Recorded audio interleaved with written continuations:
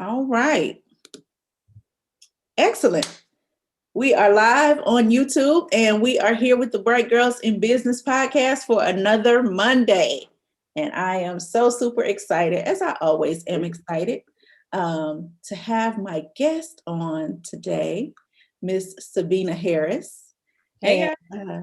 yes, so Sabeina is one of those people that you got to know. And so I had to make sure I introduced her to you because she is always creating a seat at the table for other entrepreneurs, particularly women entrepreneurs.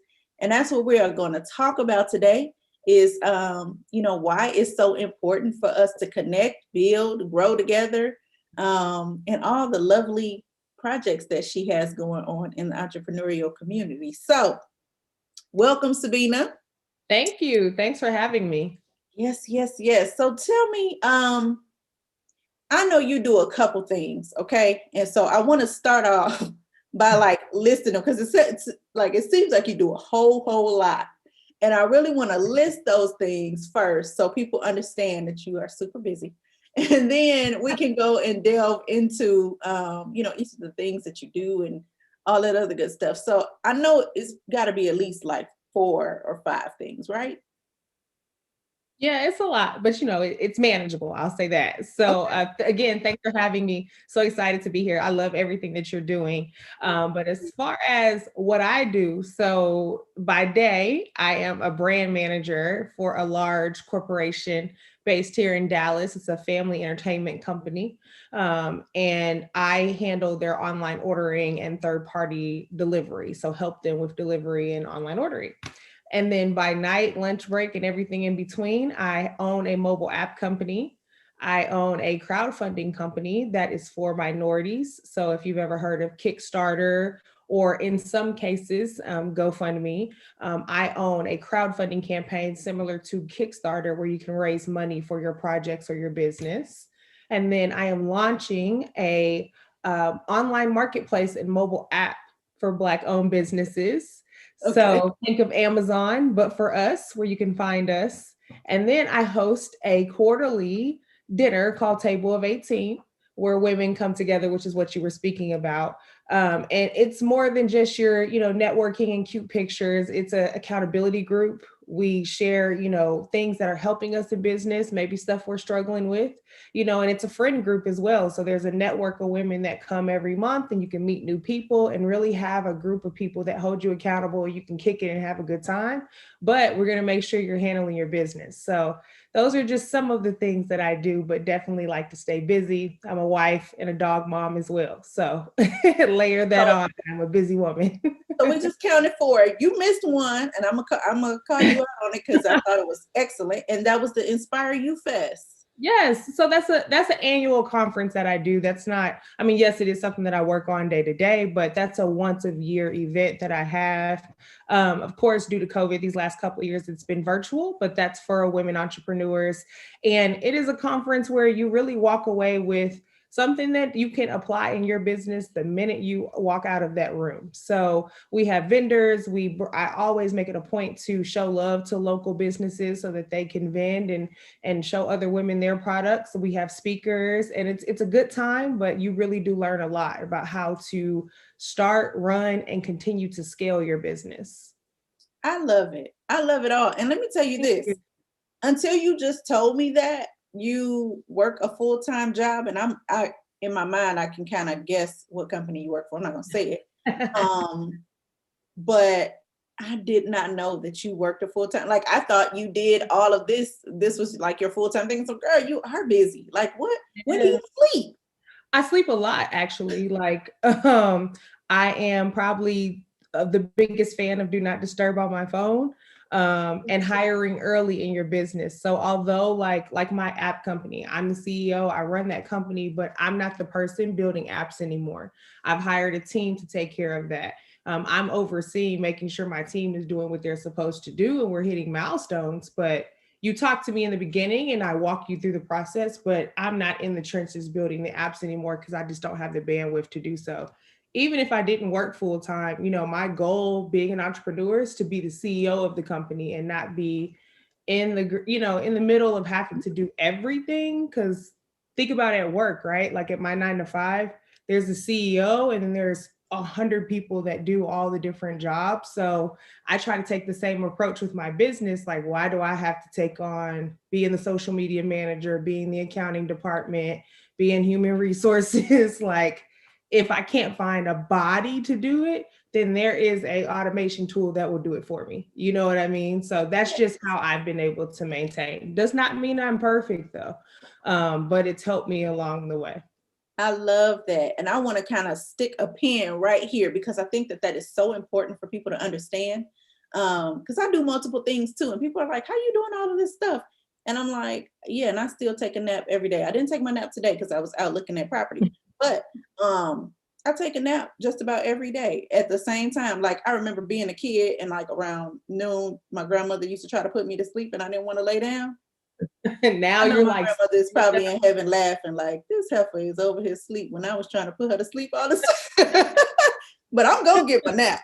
And right. it's so true. Like if you really want to be the CEO and really build a real business and not just create another job for yourself, because that's really what you end up doing when you feel like you have to micromanage and have your hands on everything. You just created another job for yourself. So it's like, you know, I read a little while ago, and I probably need to read it again. What is it? 4 hour work week. Yes. You know what? It's so funny you said that. I read that book in college. Well, I guess it was right after college.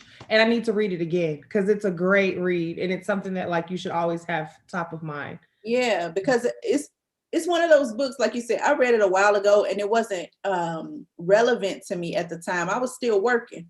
So I Mm-hmm. wasn't thinking about, you know, how to scale my week. I was still doing 40 to 60 hours a week, you know, giving my time to someone else. But really just figuring out how you can delegate, how you can automate and make your life so much easier. So if y'all watching this and you're an entrepreneur, take our advice. It's worth it. Yeah, you know, sometimes like I said, I'm not perfect and it's hard, right? Because It is. you want to jump in and you're like, ooh, they're supposed to handle it this way, or this should have been answered, 2 minutes ago. And I find myself every day being like, okay, make it a coaching opportunity if they don't respond back when they're supposed to, or follow the processes in place. But I can't jump in and try to fix everything because then now here I am clocking in again. You know what I mean? And that's what I'm trying to get away from. So, And you yeah. gotta give people the room to make mistakes. For Like sure. I have people that work for me, and sometimes I'm like, oh, why did you do that like that? Like, Mhm. oh, like it just grinds my gears because Yeah. I've been doing it for so long and I built it. And so I'm like, you could have just did this. But then it's like, give them the room to make mistakes and learn from it. Because that's the only Yes. way that you can really like coach your team up and get them to, perform and not feel like you're micromanaging them. Because I always hated micromanagers when I was working in Me corporate. too. So I definitely don't want to be that to somebody else. Yeah, that's like the worst. That's a It quick way to lose is. somebody too. Yeah. So, okay, you have the app company, you Hmm. have wait a minute, because we named four and then I added the five. Okay, so let's go back because it was one of them I really wanted to lean into. So we got the app company, we got the crowdfunding. There we go. That's the one. So what inspired you to create a crowdfunding platform? I mean, like there's already, like you said, Kickstarter, GoFundMe. What was the other one? It was another one that was really big a couple years ago, maybe like 7 years ago. That was like rivaling Kickstarter is Kickstarter. like the main one. I forgot. Um, Anyway, what made you decide that you wanted to do that? I think it's phenomenal, and I think it's much needed, especially in our community. And so I really want to bring that out and highlight it because so many of us need the funds and we need that type of support. So, what made you just say, I've always been familiar with crowdfunding because I knew about Kickstarter and I mentioned GoFundMe, and GoFundMe is not necessarily a crowdfunding site. It didn't start that way. It started out as truly a platform for nonprofits to be able to raise money, and it's just kind of evolved and been used for everything. But what truly made me start my platform is I was sitting at Dallas Startup Week. Shout out to DSW if you've never been. And which is it's a entrepreneur conference. I'm not sure if they still have it in person yet because of COVID. I don't Uh, think so. Yeah, I know last year was virtual, but was sitting in one of the workshops, and there was a gentleman that was on stage and he was talking about funding for businesses. And I remember this Black lady stood up and she was like, I just started my business 3 years ago. We're only doing about 300,000, only doing 300,000. She was selling a product. So in my mind, I was like, you said only, but that's good money. Most people who start a business within 3 years are not making $300,000 on, it was a t-shirt line on t-shirts. Oh, nice. Okay. And she was asking for advice about how can she get investors for her business, because she was making these t-shirts. She was making them by hand in her kitchen. With she was selling $300,000 worth of t-shirts with the press machine. She bought two. Yeah, she was rocking it. Right. And she wasn't sleeping, like all the things of why she needed to scale, get into a warehouse, get funding, but she needed more money in order to do this. And I remember the gentleman said very nicely, unfortunately, someone in your shoes probably will have the hardest time out of everybody in this room getting funding. And he was a Black gentleman. And what he meant by that, as he continued to tell her why, was funding's not readily available to us as African Americans, and especially to women. But as minority as a whole, we get less than 3% of the money that's on the table to give away, right? So you're looking at someone that all the questions that he asked her, do you have a business plan? Do you have, have you scaled your business? Have you he was rambling off everything. She was like, yes, I have it. Yes, yes, yes. Only thing no that she didn't have was additional staff, if she grew to grow with the business. But with additional funding, she could hire more people. Right. And for him to look at her and say, well, unfortunately, you've checked all the boxes, but you probably still won't get any money. And I could see the look of like, almost like if you take a pin and bust a balloon and it just deflates. I could see that. So for me, I knew about crowdfunding, privy to knowing about funding for businesses just because of my background and how I was raised and things I was taught. And I started doing homework like, well, if we get less than 3%, then where's our version of Kickstarter? Where's our platform that we can go to? And there was none. So I built one. I'm leaving out the in-between of all the steps it took to get there. But that was the reason why, that I essentially launched that platform, because if she's one person that I witnessed having that story, but there's a lot of us that are told no and don't know where to go to get money, don't know how to ask for money. But truthfully, we've been crowdfunding our whole life. Think about when you were a kid. If you're a church kid like me and grew up in the church, right? And every Sunday they passed around the offering plate for that building fund. Yep. That's crowdfunding. We just now have made it in a digital format. So we've been doing it. We just called it something different. And now we just have to change our mindset on how we go get the coins. Wow. I love that. I love that you saw that, you heard that, and something in you moved and said, I need to help this lady, or I need to help people like this lady. So many times in my own life, I can just speak to myself. I'm not going to speak for anybody else. I've been in places and situations, and you have that like that. It's like I don't even know what you call it. It's just a unction. That's really what it is. It's just an unction. It's like, I feel like I'm supposed to help this situation.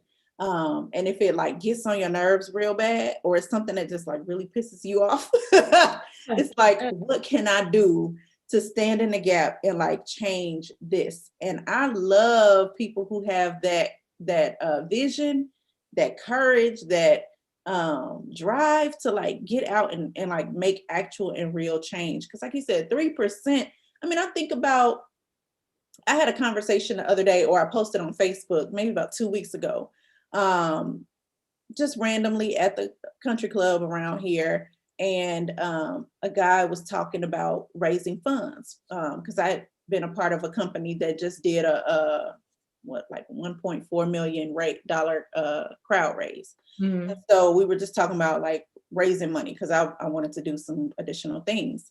And he was like, you have to show money to get money. If you want to ask for like real money, you have to show money to get money. So he's like, I asked my family and friends, and I think he said he raised like 3 million, like family and friends. And type of family. You just laughed? You see how you just laughed? I laughed inside, but on the outside, I felt almost like a tear well up in my eye. because I said, this is why my sisters are out here with these brilliant ideas, struggling to get them off and get them to the marketplace and, you know, really create these strong, lifelong, generational wealth building brands. Yeah. He went to his family and like people in his network. Right. And that's something that like nobody had to teach him. Hey, go ask your uncle, go ask your dad, go ask this person. He just was blessed to have that circle, but we don't always have those circumstances, right? But that's like, that's not a, you know, that's not me throwing shots, you know, that's just reality. It's just reality. If you read history, like we've never been set up in that scenario. And when we were, it was taken from us, unfortunately. So we are already kind of, you know, 10, 20, 30 steps behind that gentleman that's saying, hey, I just went and asked all my friends and I raised $3 million. But the benefit of like my platform is, to his point, yes, if you can show that you have money, it's easier to go get money. So I always encourage business owners, like, use my platform as that first layer of the foundation of your house, of this road of you asking for money. If you can get on my platform and show that you have a marketable business or product or service, and you do the work to get people to raise money, so you do what's called a family and friends round, which is what he's talking about. But you don't always have to know the person who's donating. You can use social media and email marketing. And then you take that and say, hey, investor, I raised X amount of dollars, even if it was only $5,000, right? I raised $5,000 on my own. Here's my product. People loved it. Now I want you to give me 10,000. Then you take that 10,000, hey, next investor, and you just keep going and keep going and keep going. It may not be your uncle that has the money, right? Like it is for that gentleman you were talking to, but I bet you, I have like 5,000 friends on Facebook. I bet you half of them at least have $10, $15 to support whatever campaign that I am promoting or raising money for. It may be small increments, but that money adds up. You know what I mean? And that's what I mean by a friends and family round. Doesn't have to be the rich uncle. It could be the friend of the rich uncle that saw your campaign on Facebook or Instagram or wherever and decided to donate. I love that. I love that. Because like you said, we've been doing this. And this is not a shot, so I hope nobody takes offense to what I'm about to say, but it's true. We get the concept when it comes to offering in church. We get it, right? Like you almost are obliged when you go to church. You got to give at least $1, right? Like you go put something in the collection plate. Are you ready? Do you have your cash? Like my mama used to. I mean, they gonna pass the envelope. They gonna make sure you good. You good? Okay, and then, you know, all right. And then you almost feel a little guilt if the plate passed by you and you're not the one putting your hand to put something in it. So we get that. But then when it comes to this, you know, how difficult have you seen it for people to catch the concept of giving to somebody else to help their business flourish? You know, I'll use an example, and both of us know it. I know she wouldn't mind for me talking about it, but Ro from Business Lounge Dallas, she was one of the first people that started a campaign on my platform last year. And the first round, it wasn't that she wasn't successful. It just wasn't as successful as the current campaign she has going on right now. And the biggest thing when I asked her, like, what do you think made this campaign different than the first one? And she was like, people gave what I asked. So the first time I was like, hey, just give at least $1. She was like, and people did just that. They gave $1. Whereas this time she's got different rewards and there's different minimums and things like that. And she's asking for different increments. So your options to donate and what you get in return for donating is different this time around. So it's one of those situations like, you know, our parents used to always tell us, if you don't ask, then you know what happens, right? Like that's your fault if you don't ask. So in her case, she learned, like, I told people give me $1 and they gave me $1. And this time I'm doing things differently. So I think that once you get over that hurdle, a lot of people, I'll get emails like, I want to start my campaign, but I'm scared to ask people. And I always use GoFundMe. I hope they never sue me, but I always use GoFundMe as an example because I'm like, well, we all know we have family members that unfortunately get in certain situations, and it's not just death. It may be, I mean, I seen a GoFundMe page for a girl who got a PPP loan and then can't pay it back. And we, the community, funded her GoFundMe page because she lied on a PPP application, got the loan, and now was setting up a GoFundMe for people to give her money to pay it back. Okay. I'm not gonna So go my point is, look, okay. you don't ask, you won't get. You So know, you scared, look, you done scared the government. Now you got everybody else paying for you to pay this. Okay, girl. if we can fund her to get out of this Hello. mess, I'm sure we can fund that next, t-shirt company, that restaurant you're trying to start, whatever, the nonprofit organization that you have that the kids need new backpacks. I can keep going, but whatever it is that you are raising money for, it's just all a matter of like, you got to get over that hurdle of, I don't want to beg people.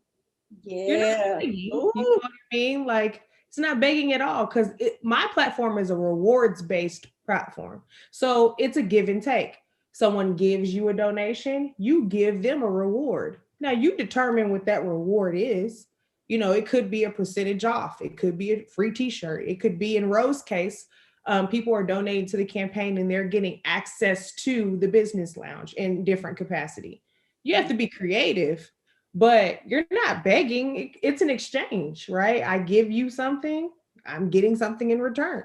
Some people are just going to give and they don't want anything in return, and that's okay. But it's not like you're standing on the corner with a sign saying, please donate to my business. I'm giving you something in return for that donation. I love that. I love that too, because it incentivizes people. It lets them know, like you said, you're not just throwing money, down the drain, whatever. So I like that. Now, Yeah. Pamela is asking, she's on YouTube and she's asking, what is the name of the platform? I guess we never did say that, but what is the name of your crowdfunding platform? It is InspireU Media.net. And we can probably link it maybe in the comments. I'll put it in the comments right now, Pamela, just for you, because we want you to go on there and you said InspireUmedia.net, right? Yes. And it's the letter U, InspireU Media.net. There we go. So Pamela, you have it now. Go check it out. Don't check it out in the middle of the episode, okay? Like, right. Like, bookmark it and check it out later. Yeah, and go.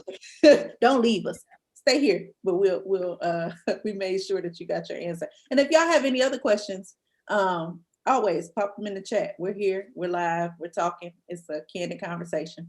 Yeah. So, all right. So you got the crowdfunding platform. I love it. Look, you got me literally. I'm sitting here like, okay, when we get off this, I might have to think of something. Need money for. And I do want to, since we are talking about the crowdfunding platform, people's number one question is like, well, how do you make money from this? Right? You didn't just start it just because it's the nice thing to do. So how the split is set up is we have a keep it all platform. So sometimes like your Republics or your Kickstarters, if you don't raise what you say you're going to raise, they keep your money on some of those platforms. Not all, but some. On our platform, it's keep it all. So if let's say you say, I'm going to raise $100,000 and you only raise $80,000, you're still going to get your money. We take 10% of what you raise and you keep 90%. So, and that's regardless if you hit your goal or not. So that just kind of gives you the framework around how that works. And it's all done automatically. So when you set up your campaign, you do have to have a Stripe account. And every donation that's made, it'll pull 10% to us. You'll automatically get the 90% every transaction. So then that way, let's say you're raising money and you need those funds to make the business keep going. You don't have to wait to the very end of your campaign to get your money. It's literally can be daily deposits that's given to you so you can keep that train moving to get to the next level. Awesome. That's good too, because I know on some of them you have to wait to the end of your campaign and then they cash you out, and that money could be fuels for you to keep promoting or pushing or whatever. So that's pretty cool. Right. Yeah. Yeah. So if you, and it could be anything. It doesn't have to be nonprofit. It could be any product, service, anything business related. And we give you instructions on very easily how to set up your campaigns. There's examples there. So it's all easy to use, easy to navigate. All right. So that's one of the ways that Sabeina is creating a seat at the table for us. So if y'all need some funds, and you know want to raise and get yourself together so you can push your business, launch your business, market, whatever you need to put your money into, go ahead and check her out. Check her crowdfunding platform out. I think it's dope. I really do. Like, Thank you. I do. And now I want to talk about these apps. Yeah. So, okay, so you got that going.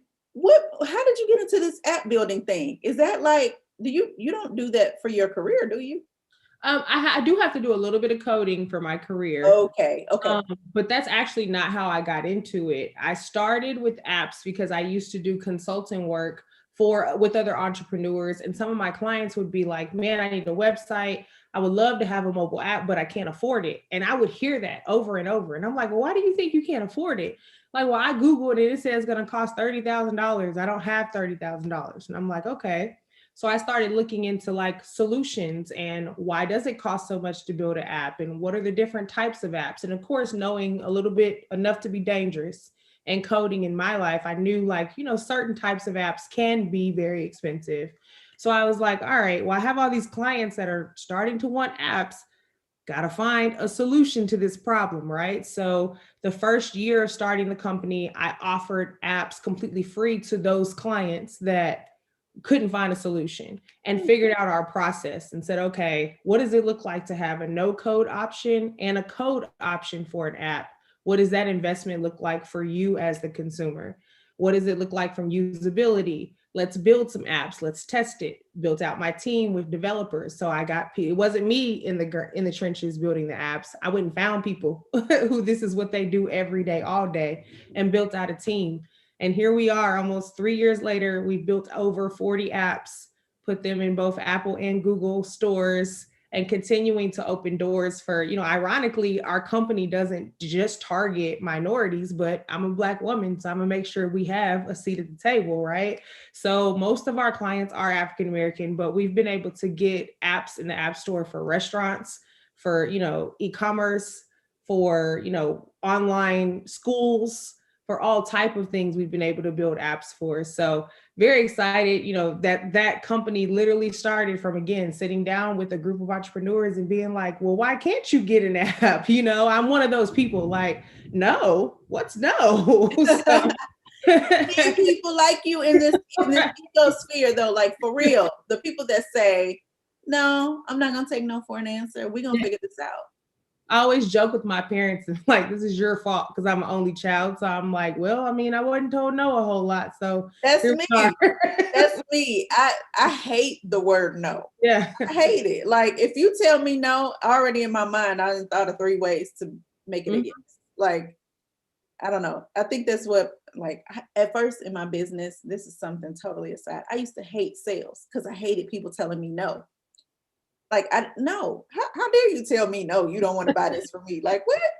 Until I figured out, okay, now you need to start going in for the rebuttal. That's when it gets fun. Like, that's when it gets fun because now I'm like, oh, you're fine. No. Yeah, so that's real. That's a real thing. Only child syndrome. No. Yeah, use it for good.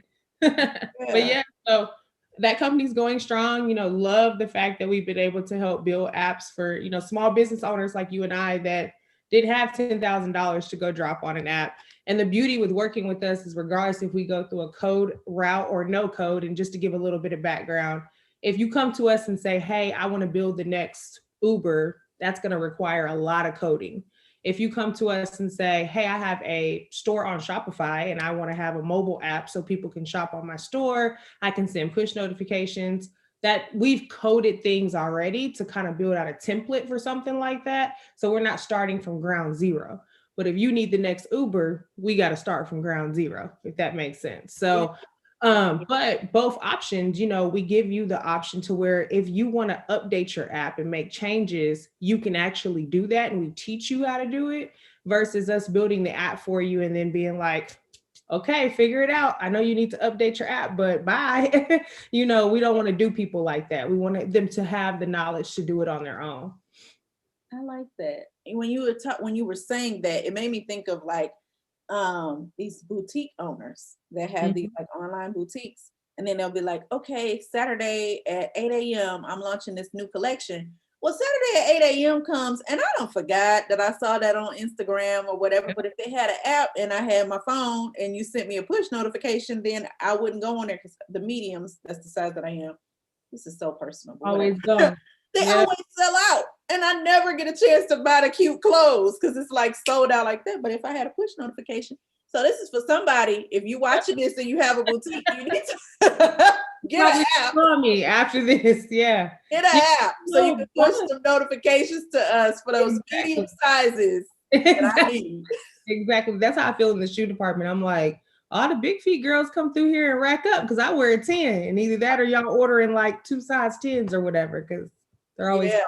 They don't order. I used to work for Kenneth Cole. They don't order big sizes for women. It's like like the 6s. Like we used to order like 5s and 6s. We might have like 3, and then like the 10s and 11s, we'd have like 3, and then all of me. It's random.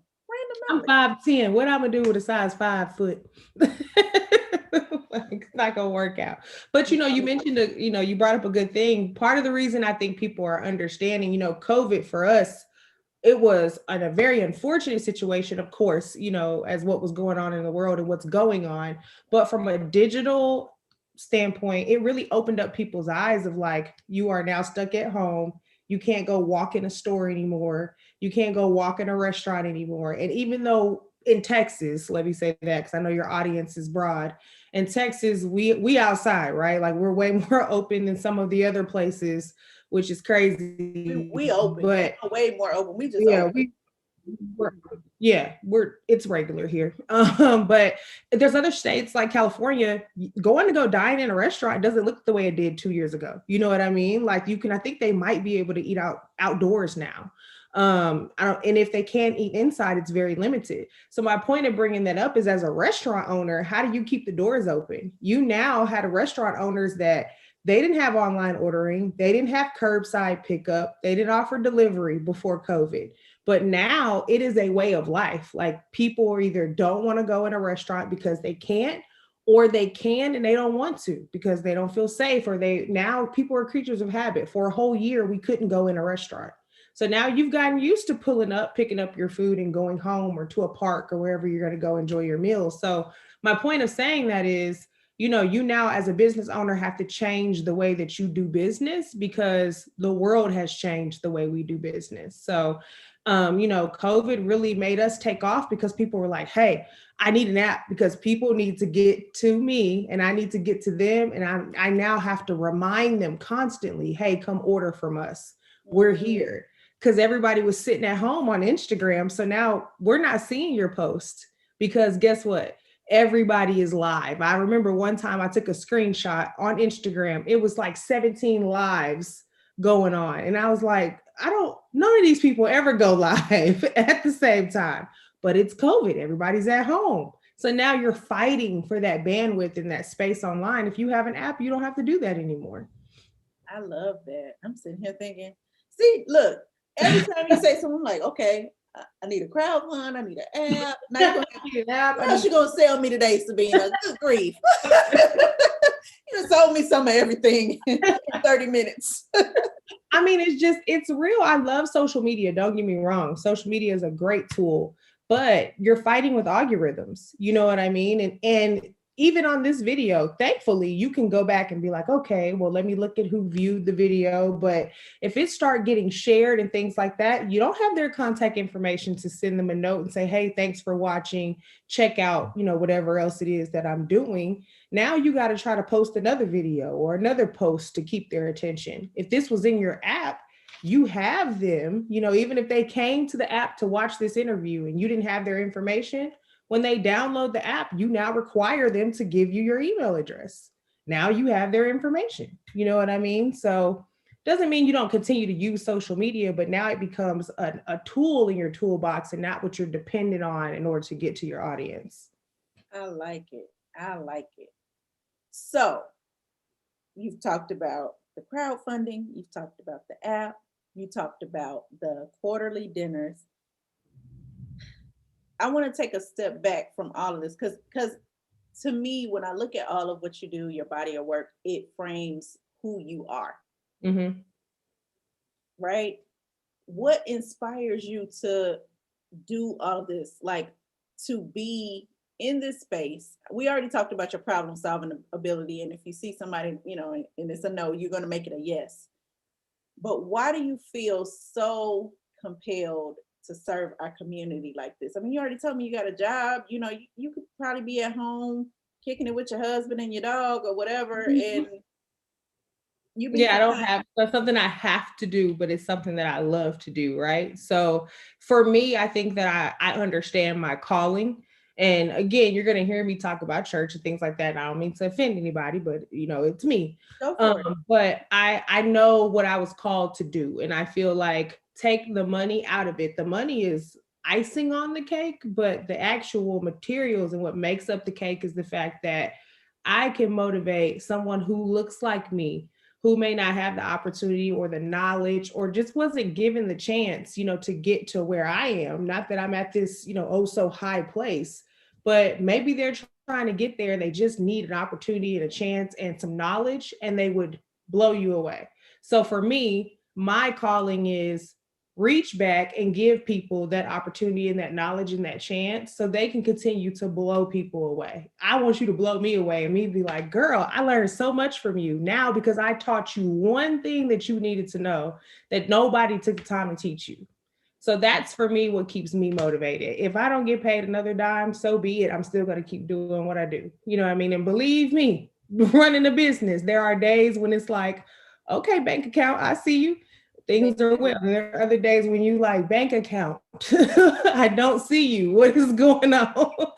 Hello, are you there? So, for it's not the money for me at all. Again, I think that what's important is just understanding that in order for when I'm dead and gone, for the next generation, to do better, we have to do better. So we can't keep saying, well, our grandparents' responsibility and it's our parents' responsibility. It's mine, so this is my small contribution for what my grandparents did for me. So that's just me giving back. So that's my why and why I do it.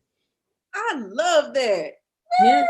Like, I wish I could like rewind the tape and replay it. Like, that was so good. That was so like good and hearty to me, because that's just me. Like, I am a purpose driven person, and if it doesn't have anything to do with purpose, I'm probably not gonna do it.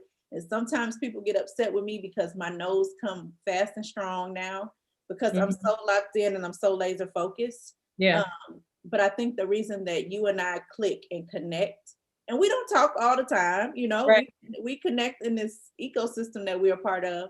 But the reason I really respect you and I enjoy you is because of what you just said, because we have similar paths and similar mindsets when it comes to that. And I feel like, we can see all these problems, all these statistics, all the whatever that people want to put out about our community. But when I see people like you, and I see people like Ro, and even myself, that are really actively there trying to combat a lot of that, it just amps me up. And I'm like, okay, girl, let's go. Like, let's do this. Even if it's 20 people That's that fine. change the trajectory of their lives, we change the trajectory of 20 families. Like, that's not small. Exactly. I'm hosting workshops teaching people how to build apps on their own because everybody can't afford to have us build it for them.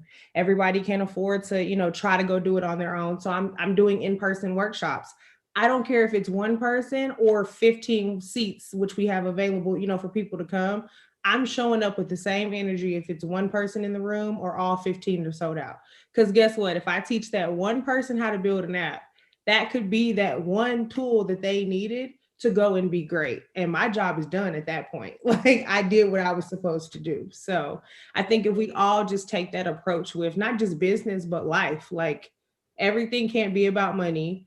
I feel like, me personally, the reason why, myself and my husband are so blessed financially is because of everything that we do that has nothing to do with finances. You know what I mean? It's just be a good human, treat people the way you want to be treated and remember where you came from. And I don't have the struggle story of, my lights were cut off and I didn't eat as a kid. That wasn't my background, but it was instilled in me that, hey, we were given a disadvantage, unfortunately, because of just history, right? So in order for us to, we either going to keep talking about what happened in history or try to figure out how to make history. So for me, it's let's figure out how to make history. Yes, our history is our history. We have to understand it, acknowledge it. But if we keep dwelling on that and get stuck there, we're never going to move forward. No, we are not.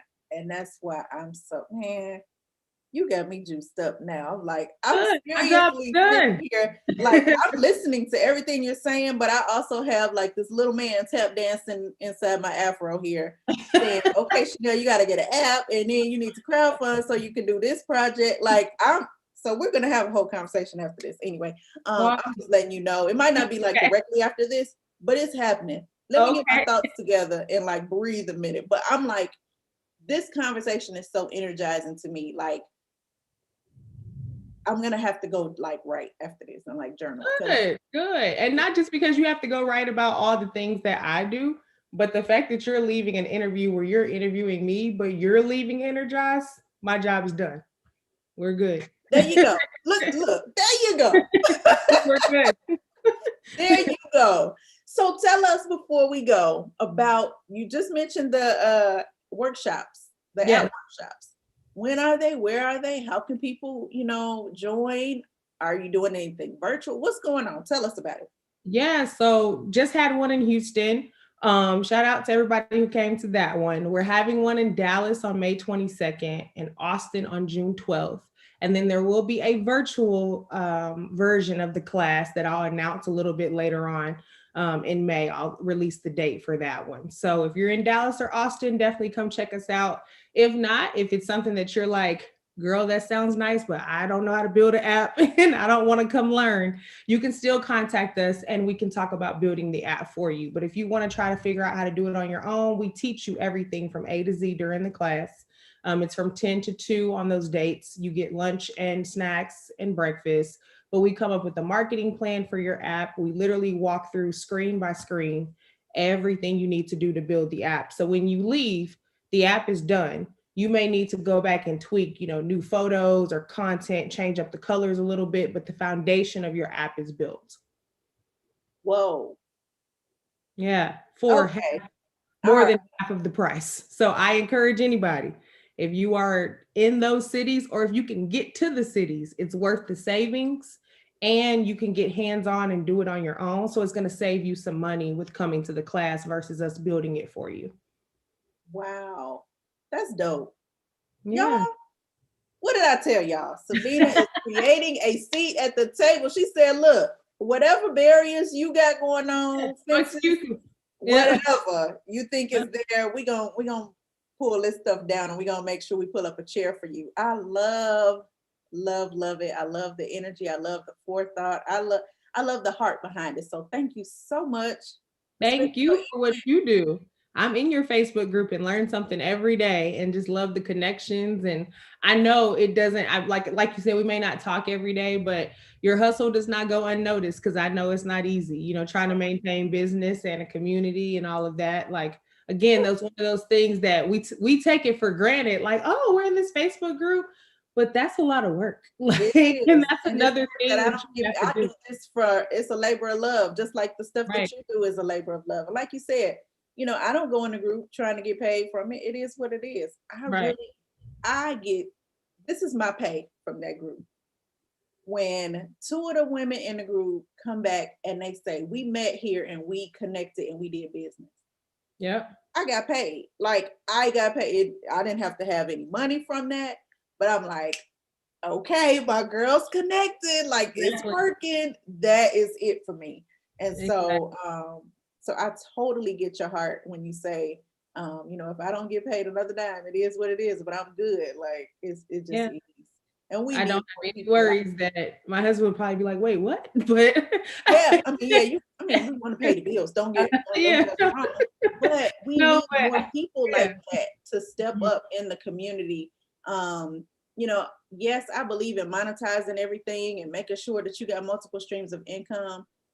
But somewhere, somehow, you have to still sow those seeds, and you still have to, create a place where you have fertile ground so that your crop can harvest. So Exactly.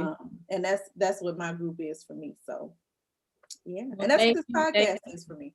Yeah, thank you for what you do. Because, like I said, I know it's not easy, but it definitely doesn't go unnoticed, and it works. It's so beneficial, and we need it. So, thank you. Thank you. All right. Well, y'all look, it's starting to storm out here, Yes, and speaking I on don't want my a lights to go. I don't know what's gonna happen because it's like thunder and lightning now all of a sudden. It was just fine, but we've come to the end of our time anyway, so we made it out just in the nick of Yeah. time. Is it okay if Um, I share my Instagram handle in case yeah, anyone wants tell to them. connect How with do me that? there?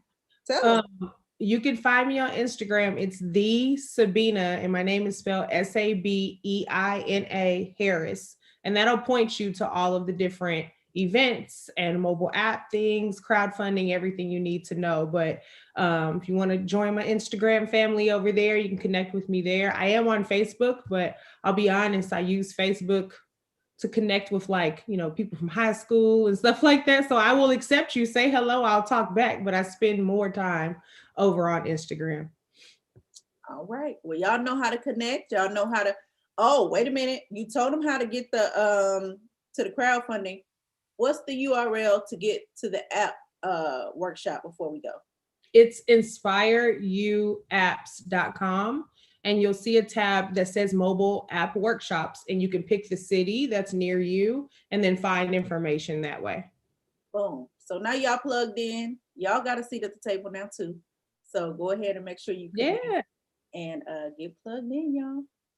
So y'all know how this goes. Every week we come back on Mondays at 6 p.m. Central with another woman entrepreneur that we talk to.